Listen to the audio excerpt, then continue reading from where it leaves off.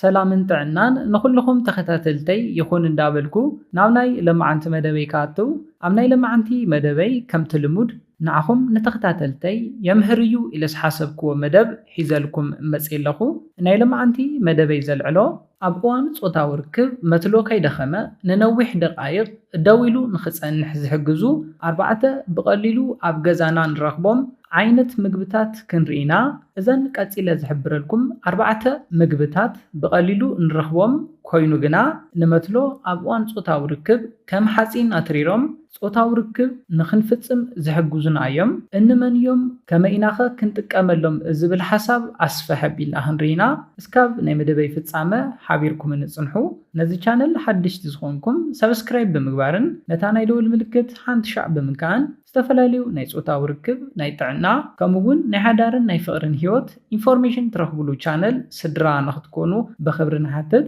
መደብና ናብ ብዙሓት በፂሑ ብዙሓት ኣሕዋትና ትምህርቲ ንኽወስድሉ ላይክ ጌርኩም ጀምርዎ። ስድራ ዝኾንኩምኒ እንዳመስገንኩ ናብ መደበይ ክምለስ። ከም ዝፍለጥ ኣብ ደቂ ተባዕትዮ ካብ ዘጋጥሙ 3 ዓይነት ናይ ፆታዊ ርክብ ስንፈት እቲ ሓደ መትሎ ደው ናይ ዘይምባልን ቀልጢፉ ናይ ምውዳቕ ፀገምን እዩ። ፆታዊ ርክብ ናይ ምፍፃም ድሌት እንዳሃለወኩም መትሎኹም ደው ዘይብለልኩም ደው ኢሉ እውን ቀልጢፉ ዝወድቀኩም ደቂ ተባዕትዮ ኣለኹም። እዚ ካብ ናይ ፆታዊ ርክብ ስንፈት እቲ ሓደ ዓይነት እዩ። እዘን ቀፂልና ንሪኤን ምግብታት መትሎኹም ደው ንኽብልን ንነዊሕ ደቃይቕ ደው ኢሉ ስርሑ ብዝግባእ ንኽሰርሕን ከምኡ እውን ካብዚ ብተወሳኺ ቀልጢፍኩም ንኸይተፍስሱን ናይ ፆታዊ ርክብ ስምዒትኩም እንተሞይትኩም እውን ስምዒትኩም ዘለዓሉ ዓይነት ምግብታት እዮም። ቅድሚ ናብተን ምግብታት ምእታወይ ግና ኣብ ናይ ፆታዊ ርክብ ሂወትኩም ከቢድ ሳዕቤን ከብፅሕ ዝኽእል ንብዙሓት ሰባት እውን ዝጎድእ ዘሎ ሓደ ነገር ኣሎ። እዚ ድማ ቴንሽን ወይ ድማ ጭንቀት ንብሎ እዩ። ፈለማ ነዚ ነገር እውን ክተጥፍእዎ ኣለኩም። ዝተፈላለዩ ናይ ስራሕ፣ ናይ ሓዳር፣ ናይ ነብራ፣ ናይ ስድራ ኮታስ ዝተፈላለዩ ቴንሽን ጭንቀት ክህልወኩም ይኽእል እዩ። ናብ ፆታዊ ርክብ ስንፈት ክእትወኩም ስለ ዝኽእል ካብ ቴንሽን ጭንቀት ክትርሕቁ ኣለኩም። ነዚ ኢለ ናብ ተቐዳማይ ምግቢ ክኣቱ እንተለኹ እቲ ቀዳማይ ንሪኦ ፃዕዳ ሽጉርቲ እዩ። ፃዕዳ ሽጉርቲ ናይ ወዲ ናይ ቴስቴስትሮን በዝሒ ንምውሳኽ ካብ ዝጠቕሙ ዓይነታት ምግቢ እቲ ሓደ እዩ። ብፍላይ ደቂ ተባዕትዮ ፃዕዳ ሽጉርቲ ንፆታዊ ርክብ ዘለዎ ጥቕሚ ብዘይ ምፍላጥ ብዙሕ ኣይትጥቀምሉን። ከም ዝፍለጥ ናይ ደቂ ተባዕትዮ ናይ ፆታዊ ርክብ ሙሉእ ዓቕሚ ዝፍልፈል ካብ ቴስቴስትሮን ሆርሞን እዩ። ናይ ቴስቴስትሮን ሆርሞን በዝሒ ምውሳኽ ኣብ እዋን ፆታዊ ርክብ ዓቕሚ ንኽህልወና ዝገብር እዩ። መትሎና ቀልጢፉ ደው ንኽብልን ደው ኢሉ ንነዊሕ ደቃይቕ ንኽፀንሕን ናይ ቴስቴስትሮን ሆርሞን ብበዝሒ ክፍልፈል ኣለዎ። ቴስቴስትሮን ሆርሞን ብበዝሒ ንኽፍልፈል ድማ ፃዕዳ ሽጉርቲ ልዑል እጃም ዘለዎ እዩ። ካብዚ ብተወሳኺ ፃዕዳ ሽጉርቲ ምዝውዋር ደም ብልዑል መጠን ንኽበዝሕ ዝጠቅም እዩ። ከም ዝፍለጥ ድማ መትሎ ደው ዝብል ደው ኢሉ ስርሑ ንኽሰርሕ ካብ ዝገብሩ ነገራት ድማ እኹል ደም ናብ መትሎ እንተበፂሑ እዩ። እኹል ደም ንኽበፅሖ ብሉፅ ዝኾነ ምዝውዋር ደም ክህልው ኣለዎ። ናይ ደም ምዝውዋር ብሉፅ ንኽኾን ድማ ፃዕዳ ሽጉርቲ ብልዑል እጃም ዘለዎ እዩ።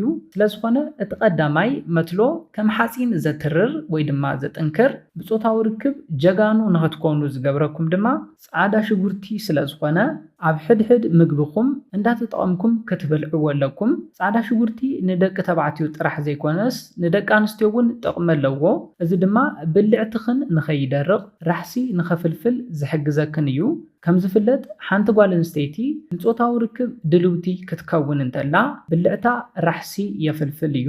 እዚ ዝኸውን ድማ መትሎ ናብ ብልዕተን ክኣትው እንተሎ ቃንዛ ንኸይስምዐክን ንምክልኻል እዩ። ቃንዛ እንተዚሃልዩ ድማ ዕግበት ኣሎ። ብልዕትኽን እንተነቒፁ ፆታዊ ርክብኩም ቃንዛ ዝመልኦ እዩ ዝኸውን።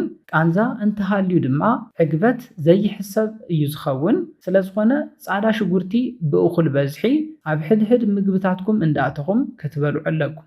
ኣብ መበል ካልኣይ ንሪኦ ንመትሎ ከም ሓፂን ዘትርር ምግቢ ድማ ቀይሕ ሽጉርቲ እዩ።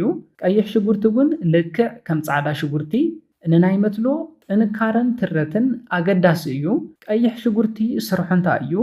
ልብና ብዝግባእ ደም ንኽዝርግሕ ንምግባር እዩ። ቅድም ኢለ ከም ዝሓበርኩልኩም እውን መትሎ ደው ዝብልን ንነዊሕ ደቃይቕ ክፀንሕ ዝኽእልን እኹል ደም ናብኡ ክበፅሕ እንተሎ እዩ። እኹል ደም ንኽበፅሖ ድማ ልቢ ስርሑ ብዝግባእ ክሰርሕ ኣለዎ። ነዚ ድማ ቀይሕ ሽጉርቲ ብእኹል በዝሒ ክትበልዑ ኣለኩም። ስለዝኾነ ኣብ ናይ ምትለኹም ትረት ጥንካረ ኣገዳሲ ዝኾነ ምግቢ ቀይሕ ሽጉርቲ ስለዝኾነ ብዝግባእ ተጠቐምሉ። ኣብ መበል ሳልሳይ ንሪኦ ንመትሎ ከም ሓፂን ዘትርሮ ዘጥንክሮ ንነዊሕ ደቓይቕ ደው ኣቢሉ ዘጽንሖ ኣራንሺ እዩ። ኣራንሺ ብቐሊሉ ኣብ ቀረባና ንረኽቦ እዩ። ንናይ መትሎ ጥዕናን ትረትን ኣገዳሲ ዝኾነ ፍሩት እዩ። ኣራንሺ ኣብ ውሽጡ ናይትሪክ ኦክሳይድ ኣለዎ። እዚ ናይትሪክ ኦክሳይድ ናብ መትሎኹም እኹል ደም ንኽበጽሕ ይሕግዝ እዩ። ደቂ ተባዕትዮ እኹል በዝሒ ኣራንሺ ኣብዚሕኩም እንተበሊዕኩም ኣብ ውሽጥኹም ዝህልው ናይ ናይትሪክ ኦክሳይድ ይውስኽ እዩ። እዚ ድማ እኹል ደም ናብ መትሎኹም ንኽበጽሕ ይሕግዘኩም እዩ። እዚ እንተኾይኑ ድማ መትሎኹም ደው ንኽብልን ንንውሕ ዝበለ ደቓይቕ ስርሑ ብዝግባእ ንኽሰርሕን ዝሕግዘኩም እቲ ሳልሳይ ዓይነት ምግቢ ስለ ዝኾነ ኣራንሺ እውን ብዝግባእ ኣብ መዓልታዊ ምግብታትኩም ከይፈለኹም ክትምገብዎ ኣለኩም።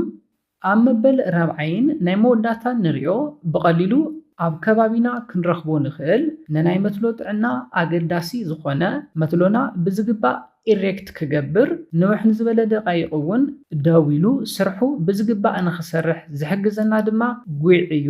ጉዕ እውን ከምተን ቅድም ኢለ ዝሓበርክወን ጻዕዳ ሽጉርቲ፣ ቀይሕ ሽጉርትን ከምኡ እውን ኣራንሽን ምዝውዋር ደምና ብሉጽ ንኽኸውን ዝሕግዝ እዩ።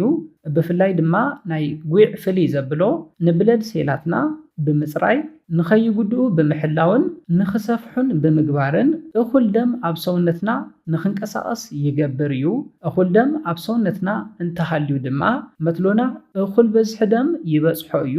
ከምቲ ቅድም ኢለ ዝሓበርክዎ ድማ እኹል ደም ንመትሎና እንተበጽሒዎ ልክዕ ከም ሓፂን ንኽተርር ንኽጥንክር ብምግባር ብዝግባእ ስርሑ ንነዊሕ ደቓይቕ ንኽሰርሕ ዝገብር እዩ። ስለዝኾነ ንጉዕ እውን ብዝግባእ ንኽጥቀምሉ ክሕብረልኩም ይደሊ። እዘን 4 ኣገደስቲ ምግብታት ኣብ ናይ መዓልታዊ ኣመጋግባኹም ብዘይምፍላይ ናይ ጾታዊ ርክብ ዓቕምኹም ብዕጽፊ ክተውስኹ ትኽእሉ ኢኹም። ብፍላይ ድማ ምስ በዓልቲ ቤትካ ምስ ኣፍቃሪትካ ጾታዊ ርክብ ንምፍጻም ድሌት እንዳሃለወካ መትሎኻ ዘይለዓል ደው ዘይብል ከምኡውን ንነዊሕ ደቓይቕ ዘይጸንሕን እንተኾይኑ እዘን 4 ምግብታት ብዝግባእ ብምብላዕ ኣብ መዓልታዊ ናይ ምግቢ ስርዓትካ ማለት እውን ኣብ ናይ መዓልታዊ ኣመጋግባኻ ብዘይምፍላይ መትሎኻ ከም ሓፂን ክተትርር ትኽእል ኢኻ። ነዚ እንተጌርኩም ብሉጽ ኣዕጋባይ ተናፋቒ ጾታዊ ርክብ ምስ ኣፍቃሪትኩም ወይ ድማ ምስ በዓልቲ ቤትኩም ከተሕልፉ ትኽእሉ ኢኹም። ብሉጽ ተናፋቓይ ጾታዊ ርክብ ኣብ ሓዳርን ኣብ ፍቕሪ ህይወትኩምን እንተሃልዩ ድማ ናይ ፍቕርን ናይ ሓዳር ህይወትኩምን ምክብባር ምንፍፋቕ ምትሕልላይ ዝመልኦ እዩ ዝኸውን። ስለዝኾነ እዘን 4 ምግብታት ንኽትጥቀሙለን እንዳሓበርኩ ናይ ለማዓንቲ መደበይ በዚ ክዛዝም ካብ ናይ ለማዓንቲ መደበይ ዝኾነ ሓድሽ ነገር ከም ዝሓስኩም ተስፋ ይገብር። ነዚ ቻነል ሓድሽ ዝኾንኩም ሰብስክራይብ ብምግባርን ነታ ናይ ደውል ምልክት ሓንቲ ሻዕ ብምንካን ዝተፈላለዩ ናይ ጾታዊ ርክብ ናይ ጥዕና ከምኡውን ናይ ሓዳርን ናይ ፍቕርን ህይወት ኢንፎርሜሽን ትረኽብሉ ቻነል ስድራ ንኽትኮኑን ከተተባብዑናን ብኽብሪ ንሓትት።